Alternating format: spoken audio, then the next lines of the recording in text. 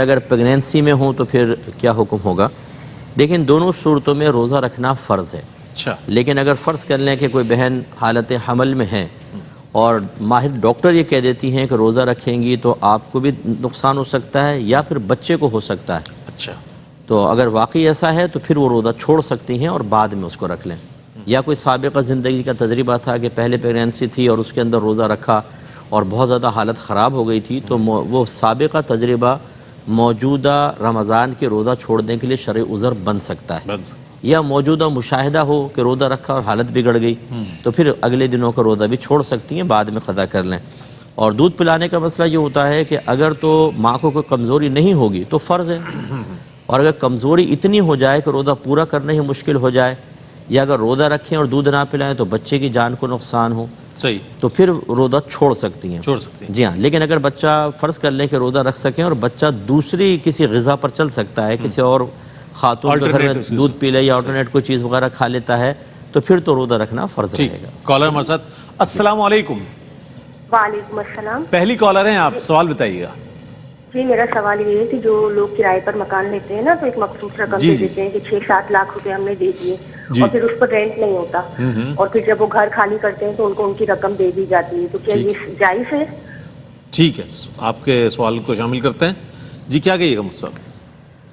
دیکھیں جو مجھے سمجھ میں آیا یہ کہہ رہی ہیں کہ جیسے 7 لاکھ 8 لاکھ روپے دے دیا ایڈوانس تو کرایہ نہیں ہوگا، کرایہ نہیں ہوگا اور جب چھوڑیں گے تو وہ واپس لے لیں گے. جی جی. تو یہ شرط جائز نہیں ہے. اچھا. ہاں جی، اس لیے کہ یہ تو آپ یہ اجارہ ہے اور اجارے کے اندر اجرت لازم ہے. یہ تو ایسا ہوگا جیسے قرض لے لیا اس نے اور قرض لے کر ان کو نفع کے اوپر مکان دے دیا. جی. تو یہ ٹھیک نہیں ہوتا. ایڈوانس لے سکتے ہیں بالکل، اس پہ حرج نہیں ہے، لیکن تھوڑا بہت کرایہ بھی ضرور اس کا مقرر کرنا چاہیے. ہاں یہ ہو سکتا ہے جیسے کہتے ہیں اگر زیادہ ایڈوانس دے دیں گے تو اتنا ہی کرایہ ہم تھوڑا کم کر دیں گے. ٹھیک ہے. اس طرح کی ڈیل ہو سکتی ہے، لیکن یہ جو طریقہ کار بتا رہی ہیں یہ شرعاً صحیح نہیں ہے. لیکن بہرحال اگر سونا چاندی کو ہم فوکس کریں، جب ایک جنس سے نصاب مکمل نہ ہو رہا ہو، جیسے سونا ہے تو 7.5 تولہ کم از کم ہونا چاہیے، یہ کم ہے. ایسی چاندی کم از کم 52.5 تولہ ہو تو زکوٰۃ ہوگی، یہ کم ہے. اس طرح دو جنس کے مال ہوں، کسی دونوں سے نصاب مکمل نہ ہو رہا ہو تو دونوں کو ملا لیا جاتا ہے. اچھا. یعنی قیمت کے اعتبار سے سونے کے ریٹ نکالیں، چاندی کے نکالیں، ملائیں، اور یقین ہے کہ 52.5 تولہ چاندی تک قیمت پہنچ جائے گی تو پھر اس کی زکوٰۃ نکالنی ہوگی. اور تراویح جو ہے وہ 2 رکعت پڑھنا سنت کریمہ ہے، لیکن اگر 4 کر کے بھی پڑھیں تو پڑھ سکتے ہیں. اس میں 2 کے بعد پھر آپ کو بیٹھنا ہوگا اور صرف اتحیات پڑھنی ہوگی، درود شریف دعا وغیرہ نہ پڑھیں کیونکہ یہ موقدہ ہوتی ہیں.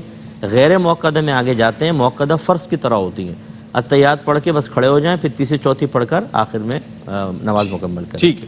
جی یہ آنکھوں سے جو پانی نکلتا ہے اگر تو بیماری کی وجہ سے نکلتا ہے یا دکھن کی وجہ سے نکلتا ہے تو وہ ناپاک ہوتا ہے. اچھا. تو بس وہ تو اگر ایک قطرہ بھی اگر نکل آیا تو وضو توڑ دے گا، اتنی مقدار ہے. ہاں اگر آنکھوں کے اندر رہا، باہر نہیں نکلا، گیلا پن بھی محسوس ہو رہا ہے، لیکن جب تک وہ باہر نہیں نکلے گا وضو نہیں ٹوٹے گا. اچھا. اور اس کے علاوہ چاہے ویسے آنسو نکل آئے مرچوں کی وجہ سے، غم کی وجہ سے، دکھ کی وجہ سے، وہ پانی پاک ہوتا ہے، اس سے وضو کا کوئی تعلق نہیں ہے. اور یہ جو اگر کسی شخص کے انتقال کے بعد اسے کچھ مال ملتا ہے، پہلے ملکیت میں نہیں ہے، جیسے یہ ہمارے یہاں کیا ہوتا ہے، یہ گریجویٹی اور یہ پینشن جیسے ملتی ہے، تو جو نامینی ہوگا نا صرف اس کا حق ہوتا ہے، یہ مال وراثت نہیں ہے. اچھا. ہاں تو ان کے شوہر نے اگر زوجہ کا نام لکھوایا ہوا ہے تو سسرال والوں کو اس میں بالکل حق نہیں ہے. اور فرض کریں کہ والدہ کا نام لکھوایا ہو تو بیوی کا کوئی حق نہیں ہے. اچھا. پھر اگر وہ دینا چاہیں تو اپنے طور پہ احساناً دے سکتے ہیں، لیکن شرعاً اس میں دوسرے کا حق نہیں ہوتا. جو اس کا نام لکھوایا گیا ہوتا صرف اسی کا حق ہوتا ہے. یہ پوچھ رہے ہیں جی، یہ کہہ رہی ہیں کہ ڈائلیسس ہوتا ہے تو اس کے اندر ظاہر ہے روزہ ٹوٹنے کا احتمال ہوتا ہے، تو کیا روزہ رکھا جا سکتا ہے یا نہیں رکھا جا سکتا؟ دیکھیں اس قسم کی جو بھی بیماریاں کہ جس کے بارے میں گمان ہوتا ہے کہ شاید روزہ ہم پورا نہیں کر سکیں گے، ہمارا مشورہ یہ ہے کہ روزہ رکھ لیں، بشرطے کہ اس سے مرض بہت زیادہ بڑھ نہ جائے، دیر میں ٹھیک ہونے کا ڈاکٹر نہ کہیں. ایک ہوتا ہے کہ جیسے دمے کے مریض ہوتے ہیں، جی کہ بھئی روزہ رکھ لیں آپ، اگر طبیعت خراب ہو تو آپ روزہ توڑ دیجیے گا. ایسے ہی جو بھی بیماریاں ایسی ہوں کہ فوری طور پہ کوئی اتنا برڈن نہیں پڑ رہا لیکن ہو سکتا ہے طبیعت خراب ہو، روزہ رکھ لیں. خراب ہو تو توڑ دیں، نہ خراب ہو تو پھر روزہ پورا کر لیا جائے. ٹھیک.